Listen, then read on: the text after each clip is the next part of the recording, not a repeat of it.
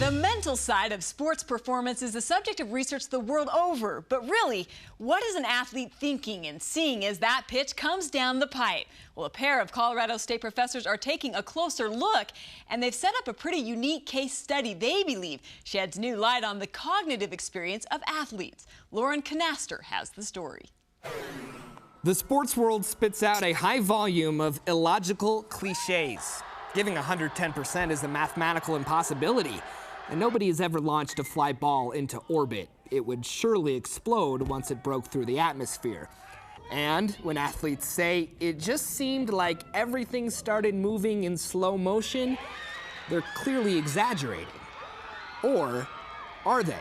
We hear people say the world slows down, but I actually couldn't find anybody who had looked at it as a function of whether you knew a lot about a domain. Dr. Matthew Rhodes is a psychology professor at Colorado State University.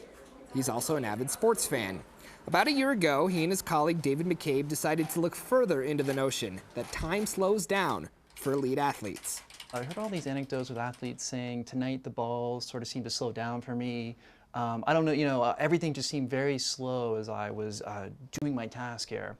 So there were all these anecdotes, and I was really interested whether there was anything in the literature, so this published literature of people who study time, about athletes or experts' perceptions of time. And in fact, when I looked, I really couldn't find anything. Nobody had really thought to think through these kinds of issues. The notion of time as a perception and not a unit of measurement fascinated Rhodes and his colleague.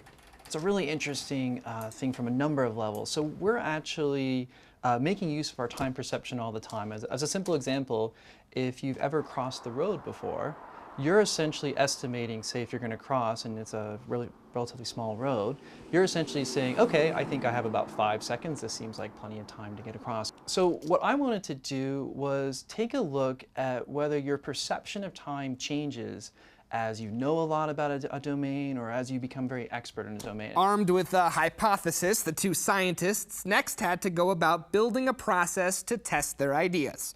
So our task was going to be, we were going to flash words in front of you and ask you to make a judgment of how fast the words were presented. Now, the key thing was, we decided that we would try to go with a domain, something people know about, that we were pretty confident our students would have. And so we were interested in people's knowledge of professional football, the NFL.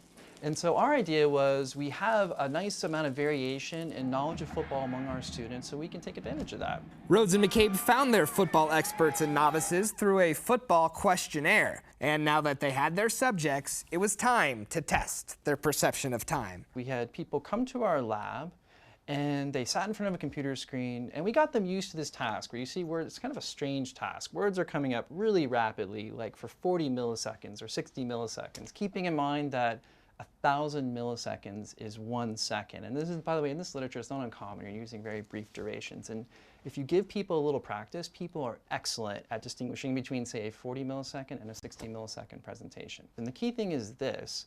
Some of the words are directly related to American football, so words like quarterback or pigskin.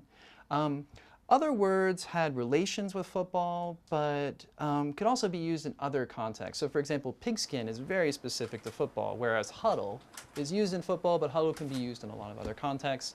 And then we compared that with other words that had nothing to do with football. After compiling the data and results, they found their theory to be true. When people were experts, their world appeared slower. If you know a lot about American football, you believe those football-specific words like pigskin are presented more slowly than other words, even though objectively they're all presented the same duration, but you have almost this illusion that they're presented a little more slowly. And some of our subjects would even tell me, like, a lot of that stuff was really fast, but a few of the words just sort of seemed to sit there for me. And so what we're getting here is, so if you know a lot about football, your perception changes, your sense of what's happening changes, and everything seems to slow down for you when the information is related to football. Common sense-wise, these results are easy to accept. It's the same reason driving a car gets easier over time. And some cognitive psychologists believe it's the only reason professional tennis players can ever return a serve. At many times, the ball is literally served too rapidly for you to simply react to it. And yet, if you watch Wimbledon, people don't have aces all the time. Everybody returns serve. Andre Agassi, known for returning serve. The reason was they can anticipate where the ball is going to go, put themselves in a position to return it. And so what this suggests is not only are these sort of finely tuned physical qualities people have, but there are also a lot of mental qualities that come from training, that come from practice, that come from experience in games, which is having a major influence on their performance. So, while athletes have physical advantages over the general public, it may be their mental expertise that really makes them elite. With this in mind, we went to one of the most elite discus throwers in the world, CSU's Casey Malone. Turns out he's quite familiar with his world slowing down. Just last night, I was watching some videotape of when I competed at the World Championships last summer. And I haven't watched a lot of video of myself since I had competed, so I didn't really know what I looked like. But I know how it felt. And I definitely felt like I was actually going pretty slow out of the back. I felt very patient. And I watched the film, and I was going faster than I've ever gone. The 33-year-old has been throwing discus since high school, but it took him till about last year to finally feel like an expert in his domain. That happened to be the same year he won his first national title, and Malone noticed right away his mental mindset was different than ever before. A lot of times you get to a big meet like that, and there's so much adrenaline and tension in your body, and you almost don't know what you're going to get until you get into the ring, technique-wise. But last year, for some reason, I think it's been this build-up, because I've been competing at larger meets for a long time, so I think that helps. And getting into that big meet, I definitely felt like there was this increased focus that was very calming and made me feel like I had more control, and helped allow me to enjoy the experience more. Malone's story works hand in hand with Rose and McCabe's theory about experts of their domain. And if you think about it, it's an unsettling notion for the general public.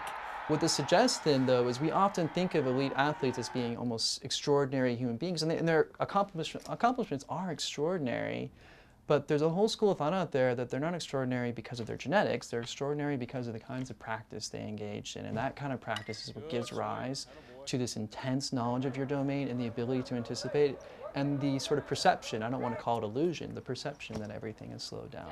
In my own class, the students hate that. They love the idea that everybody's just born talented. People are deeply, deeply opposed. Turns out the cliches, mind over matter and practice makes perfect, aren't too far from the truth either. And after what we've seen today, maybe giving 110% isn't so far-fetched after all. Say it ain't so. It's the practice that makes perfect as much as the raw athletic ability people are born with. Yeah, there you go, another cliche that rings true. And it doesn't just happen overnight. Some of the other outside research we looked at says it takes about 10 years to become an expert in your domain. And that's not just sports, that really applies to anything in the workplace. So it's kind of nice to think that, okay, if you've been in your field for 10 years, that's when you start to become an expert. That's when time really starts to slow down in relation to what you're doing. And a good example of that, back to sports, is you look at a soccer goalie or a hockey goalie, they usually peak when they're about 32, 33, 34 years old. You would think they're kind of getting away from their physical peak, but that's when they've been in their sport at a professional level for about 10 years. And all of a sudden, instead of just reacting to everything that's going around, it's like they know what's going to happen and they're seeing the world slower than they were doing so in the past. So what's the next step for this study? Well, the psychology professors at CSU, they want to look at athletes who are more of an elite level. The experts that they found in their field were experts because they were able to answer more football questions right than other people. Maybe they got 25 questions right on the questionnaire while the novices got 12 right. But they want to take that same concept and take it to elite athletes who are in a whole other world when it comes to the population being experts in their domain. Fascinating. Well, I'm anxious to see how this goes forward from here, and it sounds like I really need to get out there and work a lot harder on my tennis return, and there is still hope, you're saying. Yeah, in about 9.5 years, I don't know. Hey, come on. All right, Lauren Canastor, great story. Thank you.